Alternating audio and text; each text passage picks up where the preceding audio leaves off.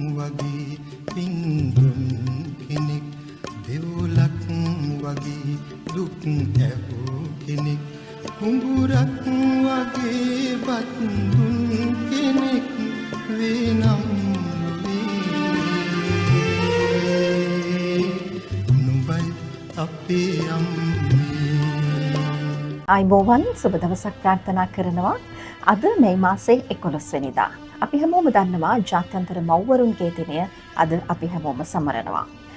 මවක් කියලා කියන්නේ එක දවසකට සීමා වෙච්ච අපිට එක දවසකින් විග්‍රහ කරන්න පුළුවන් භූමිකාවක් නොවුනත් මවගේ භූමිකාව ඇගේ මාතෘත්වය ආරම්භ වූ දිනේ ඉඳන් මිය යන දිනය දක්වාම තමන්ගේ මාතෘත්වයේ ගරුත්වය ඒ වගකීම ඇයට අහිමි වෙන්නේ නැහැ.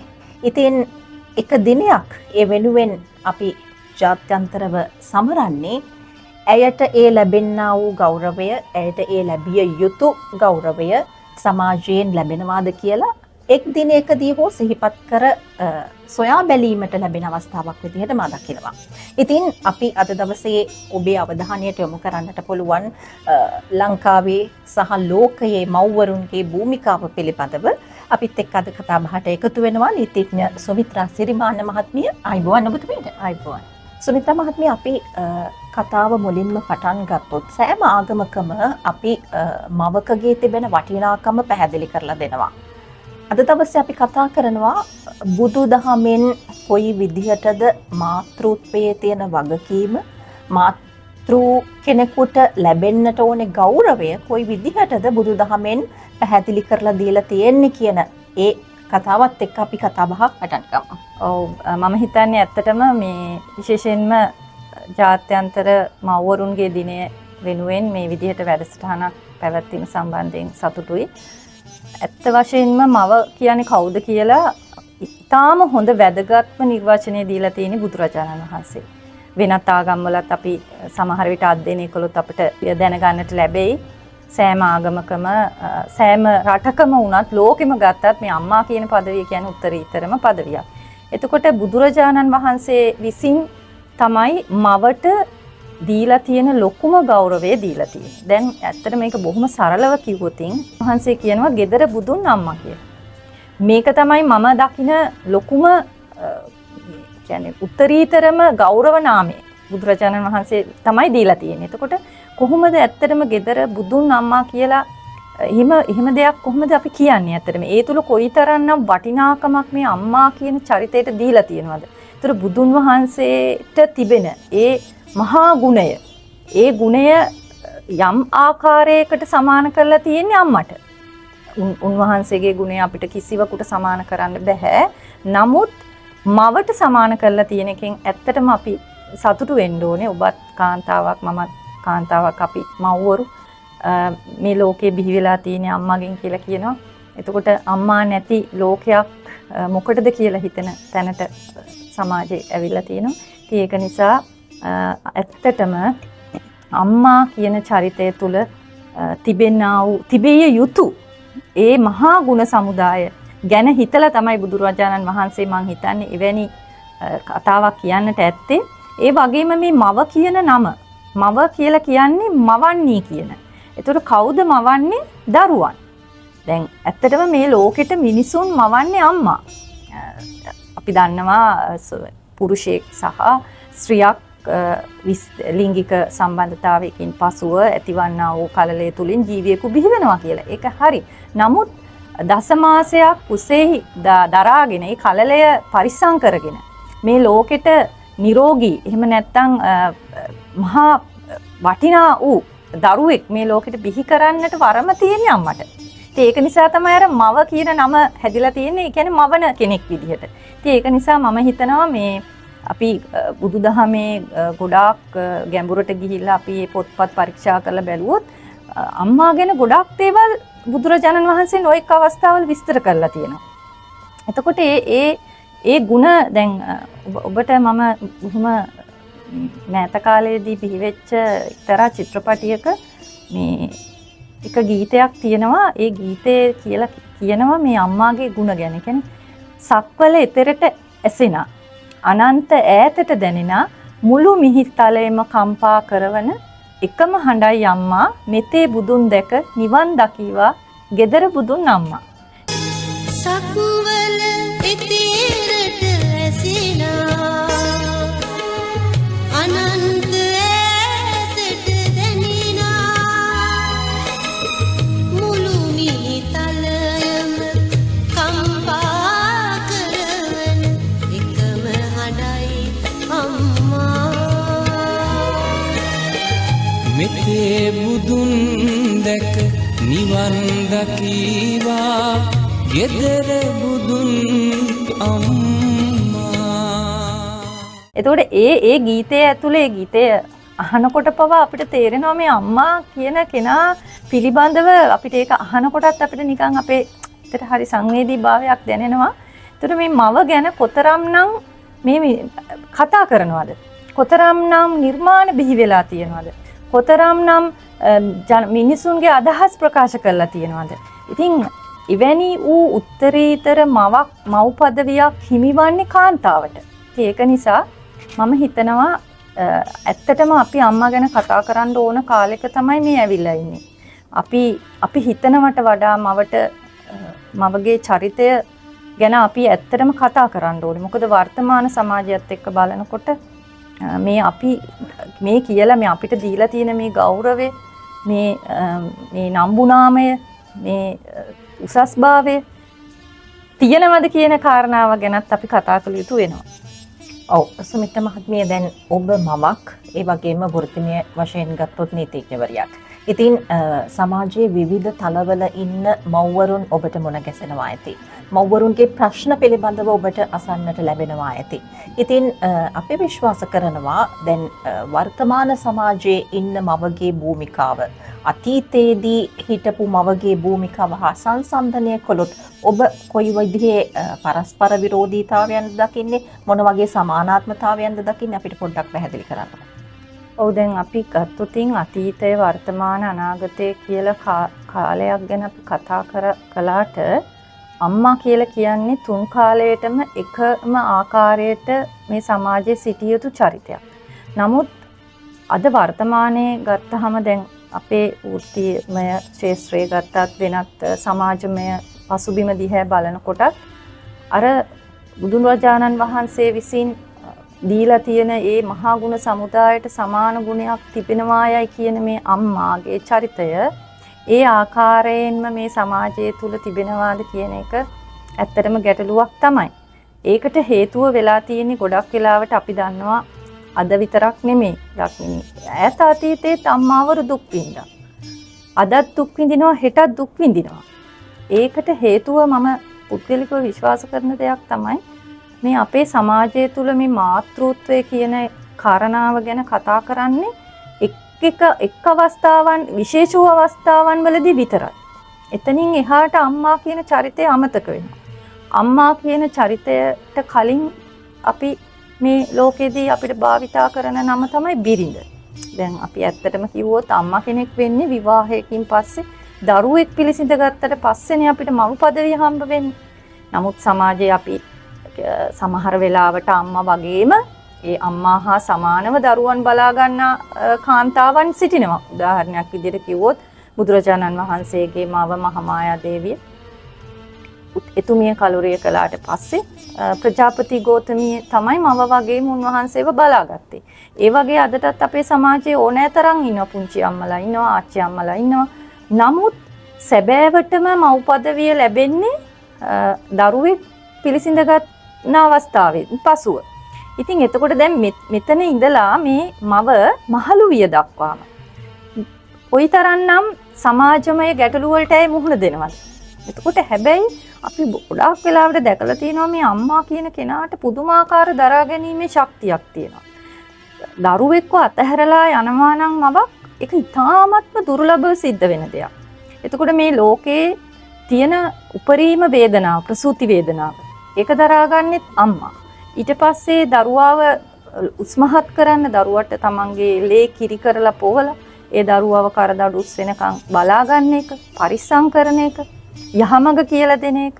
එතකොට gedara තාත්තගෙන් ලැබෙන ඒ ආදායම් කළමනාකරණය කරගෙන සමහර වෙලාවට පියා කියන ඒ තත්වයේ gedara සමහරට පියවරු නැති මව්වරු ඉන්නවා.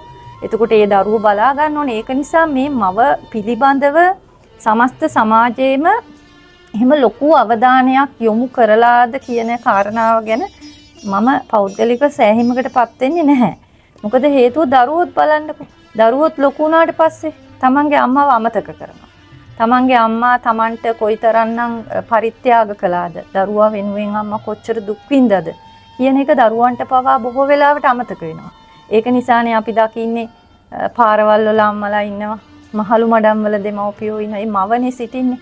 ඒක නිසා මව ගැන කතා කළාට වැඩක් නැහැ. ඇයට ගැළපෙන පරිසරයක්, ඇයට ගැළපෙන නිවසක්, ඇයට ගැළපෙන මානසික සුවයක්, මේ සියලු කාරණා බොහෝ වෙලාවට අද වර්තමාන සමාජයේ ඇත්ත වශයෙන්ම මව කියන පදවියට ලැබෙන්නේ නැහැ. ඒක නිසා ගොඩාක් වෙලාවට ඇය බොහොම දුක්බර කටුක ජීවිතයක් තමයි ගත කරන්නේ. ඔව් ඔබතුමිය පැහැදිලි කළා වගේ පවුලේ සියලු වගකීම් දැන් ලංකාවේ වුණත් බැලුවොත් 90%ක්ම පවුල් සංස්ථාව රඳා පවතින්නේ අම්මා මත. තාත්තා වියදම් මතින් ගෙදරට මුදල් හම්බ කිරීම අතින් සහයෝගය ලබා දුන්නට තාත්තාවත් කළමනාකරණය කරගෙන දරුවන්වත් කළමනාකරණය කරගෙන ලොකු භූමිකාවක් කරන්න තියෙන්නේ මවට.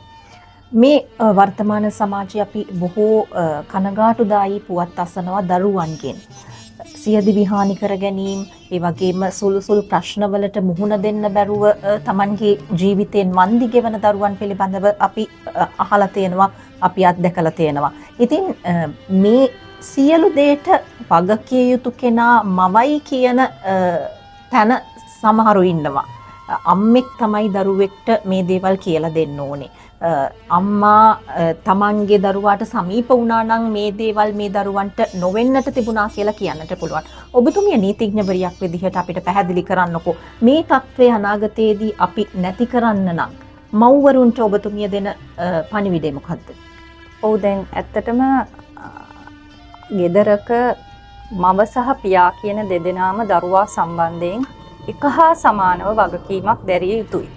නමුත් යම් යම් අවස්ථාවල අපි දකිනවා මේ සමාජය තුළ මේ වර්තමාන සමාජයේ තියෙන සංකීර්ණතාවය මත සමහර වෙලාවට ගෙදරක මව ප්‍රධාන වශයෙන්ම වගකීම් ගන්න අවස්ථා තියෙන්න පුළුවන්, සමව ගන්න අවස්ථා තියෙන්න පුළුවන්, නොයිකුත් ආකාරයේ වෙනස්කම් තියෙන්න පුළුවන්. හැබැයි අපි දන්න විදිහට දැන් අපි දන්නවා බුදුරජාණන් වහන්සේ පවා දේශනා කරලා තියෙනවා සමහර තැන්වල දරුවා වැඩිපුර ගැවසෙන්නේ මව සමග. එතකොට දරුවාව සමාජානුයෝජනයට ලක් වෙන්නේ මවගේ. මව තමයි දරුවට ගොඩාක් සාර ධර්ම කියලා දෙන්නේ. දැන් ඉස්සර කාලේ ඇත්තටම පුරුෂයා තමයි වෘත්තීය කටයුතු කළේ. කාන්තාවන් වෘත්තීන් වල යෙදුනේ නැහැනේ. නමුත් දැන් වර්තමාන සමාජයේ ඒක වෙනස් නිසා මවත් සමග දරුවාට ගත කරන්නට තිබෙන කාලය හරි අඩුයි. එතකොට අර මව තුලින් මවගෙන් ලැබෙනා වූ ඒ ගුණදහම්, ඒ ආදර්ශ, ඒ දේවල් දරුවන්ට ලැබෙනවා හරි අඩුයි. ඉතින් ඒක නිසා අනිත් එක තමයි සම්බන්ධතාවය කියන එක. මානසික සම්බන්ධතාවයත් ගොඩක් වෙලාවට අර කාර්යබහුල වුණාම අම්මා කෙනෙකුට එයාට ඒ රැකියාවෙන් වෙන්න පුළුවන්, නැත්නම් ඔයිකුත් කරදර නිසා වෙන්න පුළුවන්. එයා ආතතියෙන් යුක්තව ජීවත් වෙන්නේ. එතකොට සමහරක් වෙලාවට ඒක කළමනාකරණය කරගන්න දක්ෂ නැති වුණාම ගොඩක් වෙලාවට ඒ ආතතිය පීඩනය පිට වෙන්නේ දරුවන් අත මගින්.